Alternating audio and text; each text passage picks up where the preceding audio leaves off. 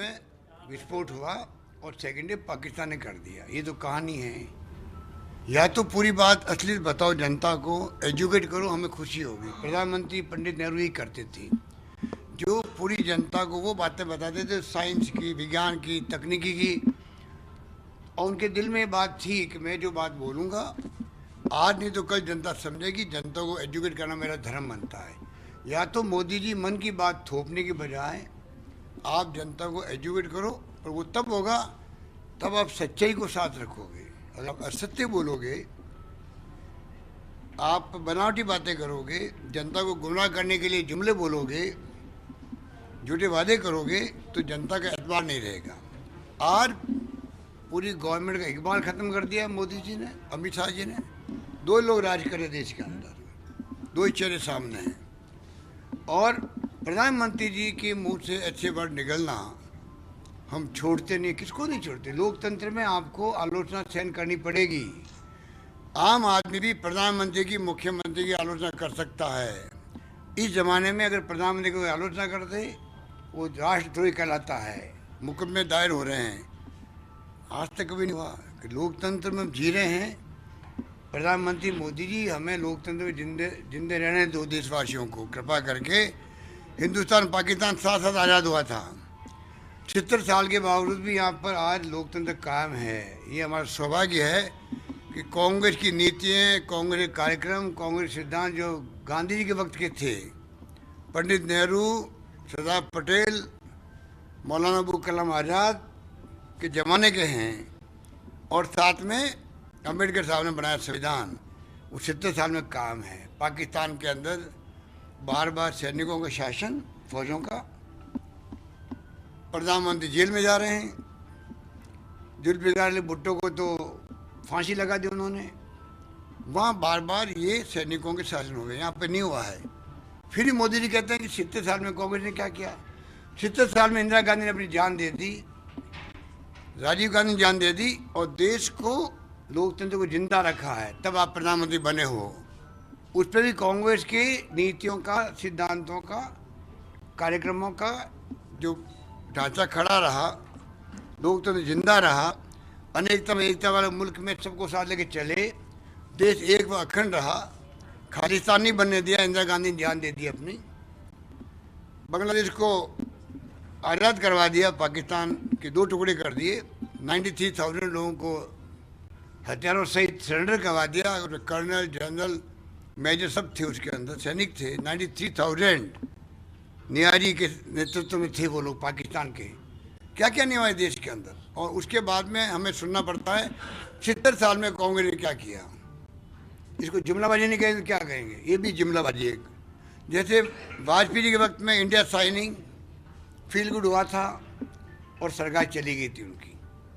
मोदी जी की सरकार भी जाने वाली है, ये उनकी विदाई यात्रा हो रही है देश के अंदर। जैसे पहले वसुंधरा जी की वजह, जब भी मैंने कहा था वसुंधरा जी की ये संकल्प विजय यात्रा नहीं है, ये विजय यात्रा है। अब मोदी जी की विजय यात्रा निकल रही है, जो देश देख रहा है। उनको घमंड है, अहम है, ये नहीं भूलना चाहिए उनको। पिछली बार जब आपका मोदी मोदी मोदी नारे लगा रहे थे, तभी आपको 100 में से खाली 31 वोट मिले थे, 69 वोट खिलाफ पड़े थे आपके। ये नहीं भूलना चाहिए थे।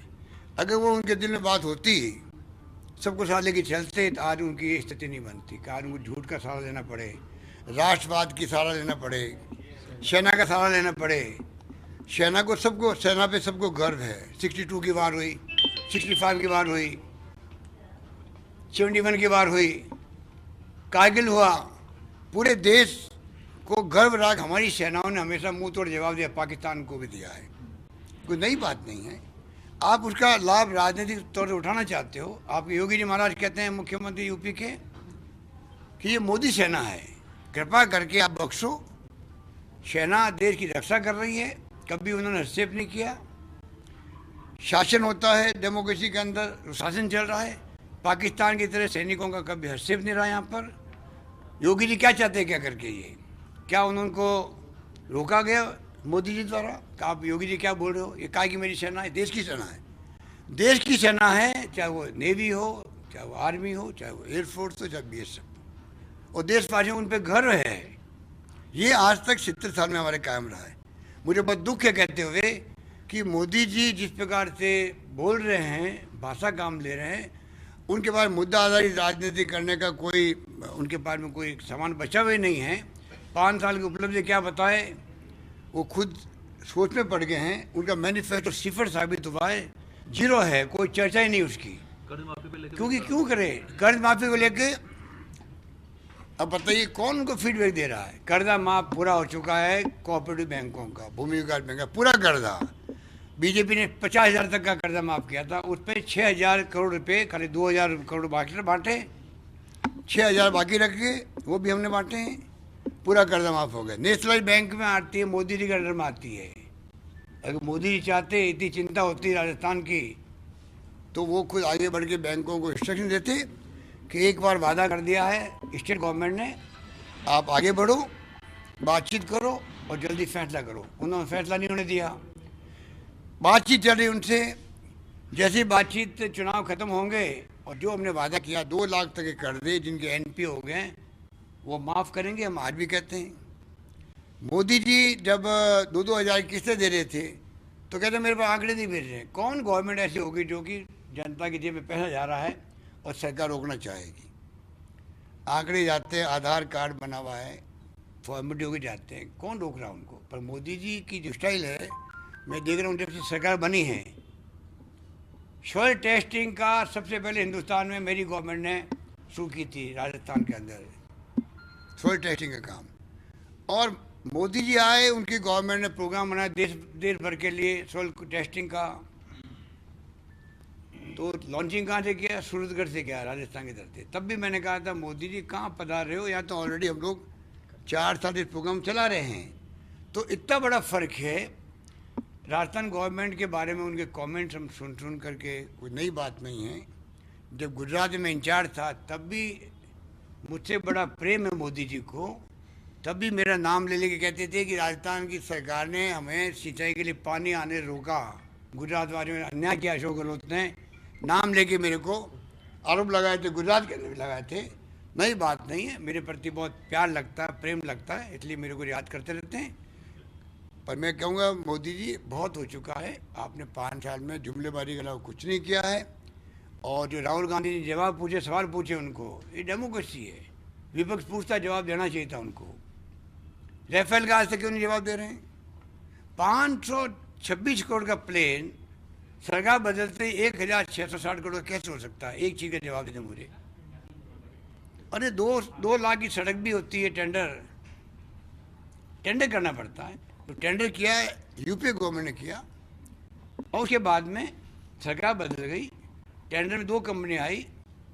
राफेल विमान बहुत शानदार विमान है, उसका चयन हुआ, कीमत थी 526।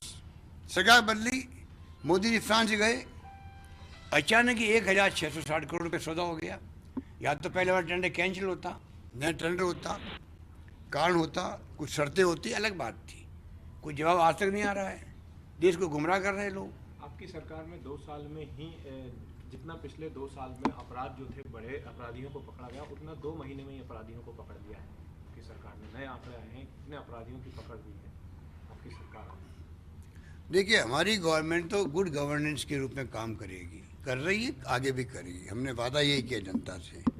हमने वसुंधरा की तरह कुशासन नहीं दिया, इतना भारी बहुमत मिलने के बावजूद भी।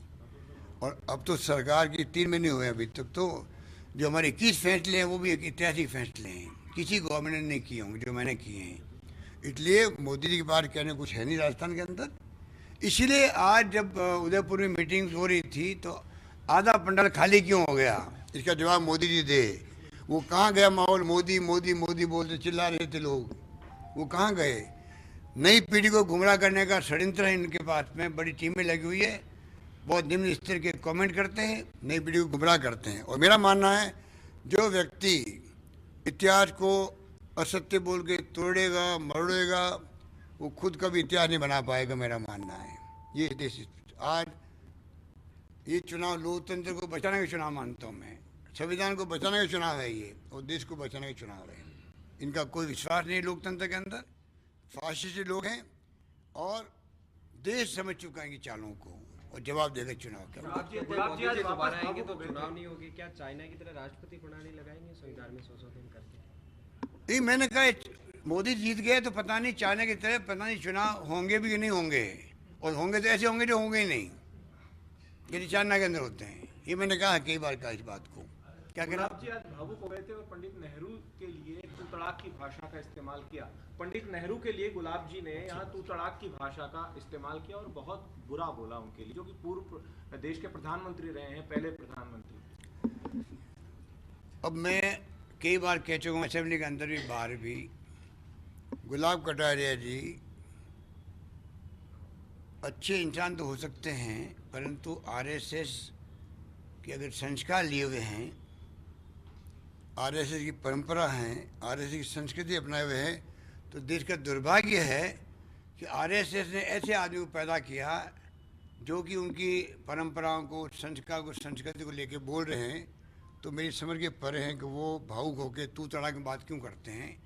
वो खाली नेहरू जी के लिए नहीं करते हैं, वो किसी के लिए कर सकते हैं, मेरे लिए भी कर सकते हैं।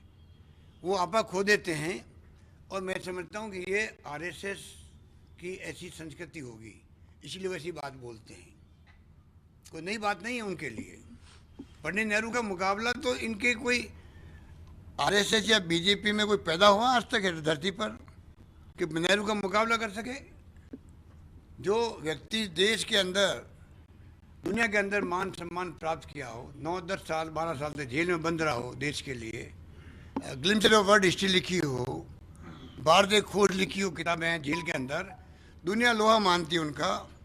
और क्या क्या इन्होंने सोशल मीडिया के माध्यम से आज तक लिखा है बीजेपी आरएसएस ने, इससे घटिया बात कोई हो नहीं सकती देश के लिए।